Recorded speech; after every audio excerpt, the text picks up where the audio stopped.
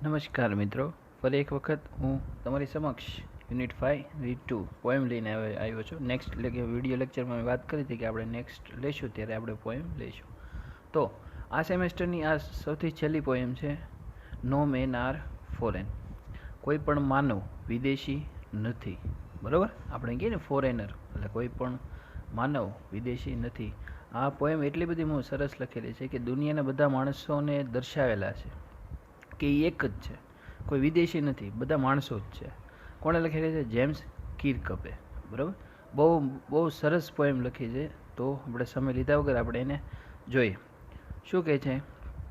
Remember, no man R strange, નો countries foreign. યાદ રાખો કે કોઈ પણ માણસ, સ્ટ્રેન્જ એટલે અજાણ્યો, કોઈ પણ માણસ અજાણ્યો નથી.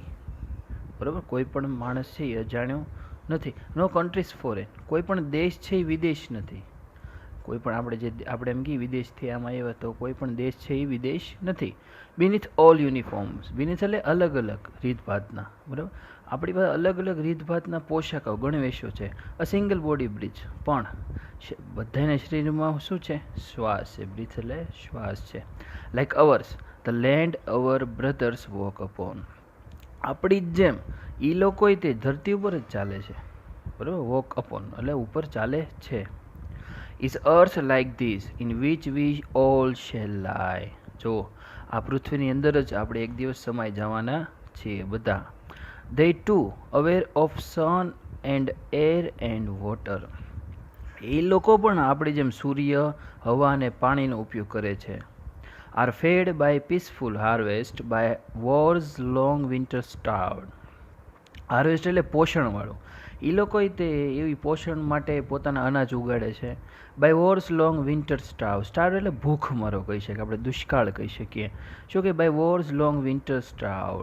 વિન્ટર એટલે જે યુદ્ધ પછીનો જે લાંબો સમયગાળો. વિન્ટર એટલે શિયાળો નથી લેવાનો, પણ યુદ્ધ પછીનો લાંબો સમયગાળો હોય છે, પછી જે ભૂખમરો શરૂ થાય છે એ બાબતે આપણે જોઈએ છીએ કે આપણે એમ કહેતા હોઈએ કે યુદ્ધ કરવું ન જોઈએ. શું કામ કે યુદ્ધ થવાથી પાછળ આપણે જે ભૂખમરો જોવો પડે એ યુદ્ધના કારણે જોવો પડે છે. બરાબર, સ્ટાર્વ એટલે ભૂખમરો, યાદ રાખજો.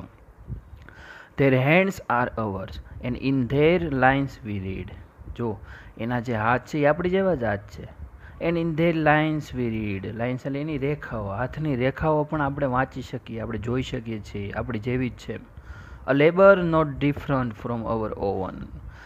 લેબર એટલે મજૂર, આપણે મજૂર થઈ છે એનો અર્થ, પણ અહીંયા આપણે પોઈમ લઈશું શ્રમિક. શ્રમિક એટલે જે કામ કરતો વ્યક્તિ હોય, એ લોકો જે કામ કરે છે એમ આપણે પણ કામ કરીએ છીએ. Remember, they have eyes like ours that wake. યાદ રાખો, એની જેવી આંખ્યો છે એ આપણી પણ આંખ્યો છે, એટલે પણ આપણે પણ જાગીએ છીએ ને, પણ એ પણ જાગે છે, એટલે ઉઠવું. Or sleep and strength that can be won. જોયું? ઓર સ્લીપ, એ સૂઈ પણ શકે છે આપણે. And strength that can be won. Strength એટલે શક્તિ, આપણે બધાની યુનિટીવાળી શક્તિ જીતી શકે છે હમણાં. By love in every land is common life that all can recognise and understand. બધાની જમીન છે, જમીન આ ધરતી છે, બધાની છે, જેની ઉપર એ બધા કોમન લાઈફ, પોતાનું સામાન્ય જીવન જીવે છે. That all can recognise and understand. બધા જાણે છે અને બધા સમજે જ છે. બરાબર, વિશ્વમાં. Let us remember when we are told. ચાલો આપણે યાદ રાખીએ, હંમેશા આપણને કહેવામાં આવતું to hate our brothers it is our self. Hate એટલે નફરત, ધિક્કારવું. આપણે આપણા ભાઈઓને ધિક્કારીએ છીએ તો એ આપણી જાત ઉપર આવે છે. અવર સેલ્ફ પોતાની જાત ઉપર આવે છે. That we shall dispossess betray condemn. એ કેવું છે? એ જાત ઉપર ધિક્કારવું કેવું છે? તો કે આપણે એ જોઈ શકીએ છીએ કે આપણે આપણા ભાઈઓને ધિક્કારીએ છીએ તો એનું પરિણામ ખરાબ આવવાનું છે. ડિસ્પોઝિસ, આગળનો મહત્વનો મુદ્દો કયો મૂકું. બિટ્રે કન્ડેમ. કન્ડેમ એટલે ધિક્કારવું. બરાબર, એની અવગણના કરવી. કે ભાઈ આપણે એમ ઘણીવાર એમ કહે છે કે ભાઈ આપણા પુલવામામાં જે અટેક થયો હતો, તો આપણે એમ એ અટેકને કન્ડેમ કરી શકીએ, એને આપણે અવગણી શકીએ, એ સારું ન હોઈ શકે. બરાબર, એવી રીતે તો ખાસ યાદ રાખજો. Remember we who take arms against each other. તમને યાદ છે કે આપણે ઘણી વખત આપણે એકબીજાની સામે તો આપણે હથિયારો ઉઠાવીએ છીએ. આર્મ્સ એટલે હથિયારો, યાદ રાખજો. It is the human earth that we defile. આ એ જ ધરતી છે જે જે આ ધરતી ઉપર રહેનારાની ધરતી છે. ડિફાઇલ એટલે ઉપરના રહેનારા. ખાસ યાદ રાખજો પોએમમાં શું કીધું છે line, it is the human earth that we defile. આ એ જ ધરતી છે જે ઉપર ધરતી ઉપર એ લોકો પણ રહે છે ને આપણે રહીએ છીએ તો એ લોકોની પણ ધરતી છે. બરાબર. ટૂંકમાં એમ કહી છે કે આપણી જે જમીન છે એવી રીતે બધાને પોતપોતાની જમીન છે. આ તો એક બધાએ સરહદો કરી નાખી છે. બરાબર. આગળ જોઈએ next. Over hells of fire and dust outrage the innocence. Over hells of fire, hells એટલે નર્ક, ઓફ ફાયર, ફાયર એટલે આગ. જાણે નર્કની આગ ન થતી એવી આપણે આજુબાજુમાં બધું જંગલો છે ને એવી રીતે આપણે શું થાય કે એનો નાશ કરીએ છીએ. પછી યુદ્ધ થાય તો બીજાના મકાન છે હળગાવી નાખીએ છીએ. એન્ડ ડસ્ટ એટલે પ્રદૂષણ કહી શકીએ. બરાબર.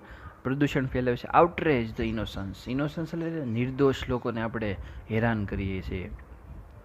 Of air that is everywhere hour on, પણ જો હવા છે એ બધે જ જાય છે આખી પૃથ્વીમાં, એમાં તો કંઈ ભાગ પડતા નથી. બરાબર. જે આપણી છે એમ એ લોકોની પણ છે. Next line.